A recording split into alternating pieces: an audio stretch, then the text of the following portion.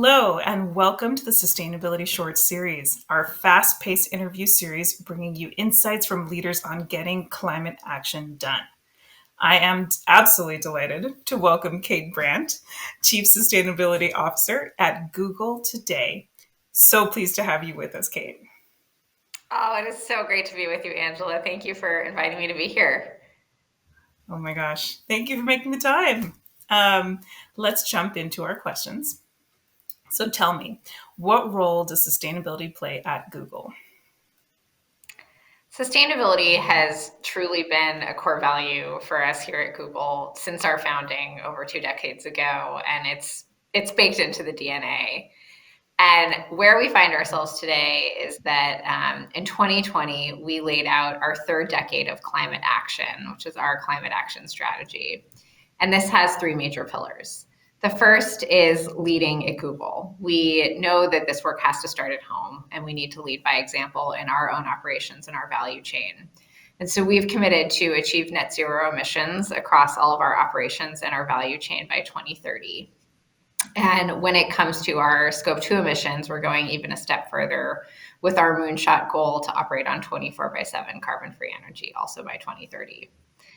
But it also goes far beyond how we think about operating our business. And so our second pillar is really focused on deploying our technology and resources to support our partners. And one of the best examples of this is the work that we've been doing through our Environmental Insights Explorer tool. This is a tool that's meant to help our city governments to do their climate action planning. And it's now available for 42,000 cities around the world. And our ultimate goal is to enable cities to utilize this data to reduce a gigaton of emissions annually by 2030. And then the last pillar is focused on what you probably think about Google, is best being known for our core products, search, Gmail, YouTube, Maps, and much more. And so we're committed to utilizing our core products to enable 1 billion new sustainable actions by the end of this year. And we've already made some great progress with features like eco routing, which folks may have seen when you're just using Google Maps to get to work or to get to an event. We now default to the most fuel efficient route if it has a similar ETA, and lots of other work happening across Google Flights, shopping, and much more. Incredible. Just so exciting. Tell me a little more. Are you working with other organizations as part of your support for climate action? How are you incorporating other, people, entities, organizations to really get this action done? Absolutely. I mean, I'm sure you would agree that partnership is so critical in this all hands on deck moment. And so we have been finding lots of different ways to collaborate with companies and with other organizations. One I would especially name is the Clean Energy Buyers Alliance, or CEBA, that we've helped to found, and my wonderful colleague Michael chairs their board. And this is a group of now 300 companies that have come together around corporate renewable purchasing and committed to collectively get 60 gigawatts of renewable energy online by the end of 2025. So this has been a really powerful partnership opportunity. Another more recent area where we've been exploring is in the carbon removal space. As we know, of course, we need to reduce our emissions as much as possible. That is critical, but also removals are going to be key, and that's what the science tells us. And so just a few weeks ago, we came together with Stripe, Shopify, McKinsey, and Meta in a new group called the Frontier Climate Coalition. And this is a commitment of nearly $1 billion around carbon removals, and our contribution to that was $200 million. And the goal of this group is to send a strong signal to the market that, if you build it, we will buy it when it comes to high quality carbon removals. And then the last partnership I would name is work that we've been working on with the SE for All and UN Energy called the 24/7 Carbon Free Energy Compact. And so this builds upon the work that we've done at Google around 24/7 carbon free energy. But here we're partnering with cities like Des Moines, Iowa, with other companies like Microsoft to say, how do we all collectively work towards a 24/7 carbon free energy grid? So many more examples I could give, but those are some of the big ones where I think partnership is really playing a critical role. Absolutely wonderful.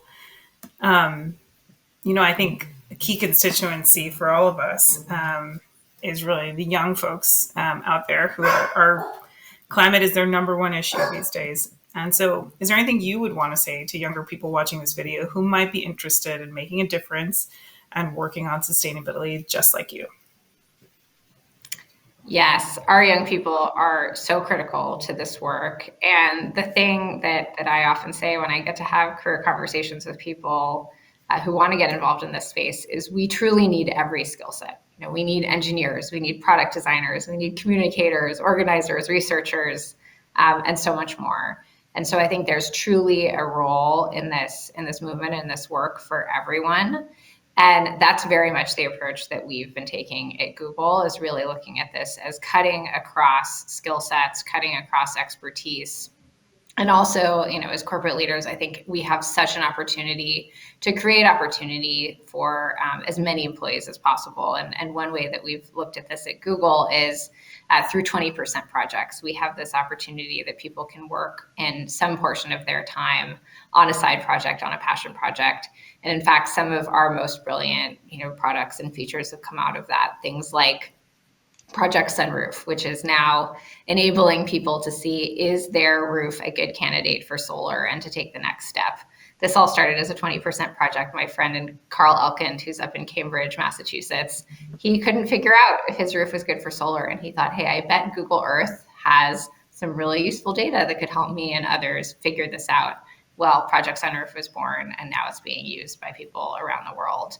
And same with it. My colleague Jim Gao, he was thinking about data centers and the role of AI and wondering, is there an opportunity to, you know, create greater energy efficiency in our data centers utilizing AI? And this has led to a project that's been deployed across our fleet that's led to a 30% increase in energy efficiency. But it all started with just a couple of people following their passion, bringing their expertise to the table. So we absolutely need everyone to contribute, and we're so thrilled. I'm so thrilled to see how many people are getting into the space.